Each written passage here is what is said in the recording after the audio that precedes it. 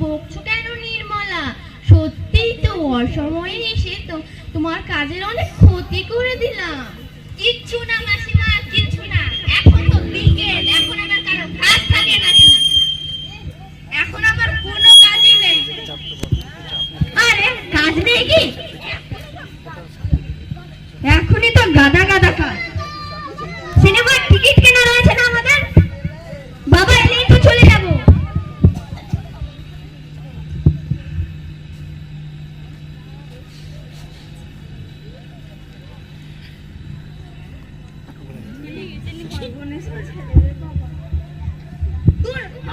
লক্ষ্মী ছাড়া কাজী বাদর, যা ইচ্ছে বললেই হলো। তোমরাই বলেছেন মাসি কেবল বানিয়ে বানিয়ে কথা বলা। যাবে এখান থেকে। ও মা, দাম বলছে, দেখিনি এতক্ষণ। বাবা কত বড় হয়ে গেছে। আর কি এদিকে আগাই যা, একটু এদিকে আগাই যা। আর কি দেখতে সুন্দর হয়েছে। এইটি বুঝি তোমার ছেলে মাসি? সবচেয়ে ফর্সা, তাই না?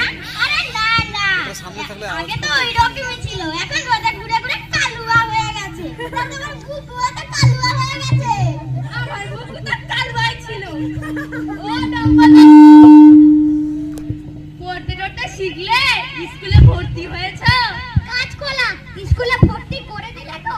আমার বাবা যে হারকে ফোন বলেছে 8 বছরের স্কুলের মাইনে বলে 7 টাকা, পারবো না দিতে। ওরে দরকার নেই, চালবাস করে খাবে। বাবা বেনু, তোর ছেলেটি কি পাকা পাকা কথা শিখেছে রে? মুখে যেন খই ফুটছে। আজকালকার ছেলে যে ওই রকমই দিদি। এই শুনলে না, দেখলে না, নির্মলার ছেলে বুকু ডাম্বল বই দুখানে হাত দেওয়ার জন্য কিরকম শাসালো। বলে কিনা হাতির মতো দেখতে, তেমন হাতির মতো বুদ্ধি। সেজো কাকা পিঠে ছাল তুলবেন, এইসব বললো আমার ছেলেকে। হঠাৎ আর হলো কি ছেলে? এমন অদ্ভুত চেহারা তো আগে ছিল না। সত্যি এই ছেলেকে নিয়ে আমার যে কি জ্বালাই হয়েছে বেনু মাসি, কি বলবো। ধরে আছাড় মারলে রাগ যায়, আবার হাতটা ভাজা ভাজা করে দিল।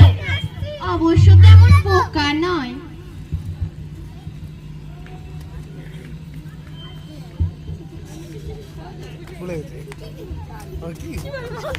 কি হলো?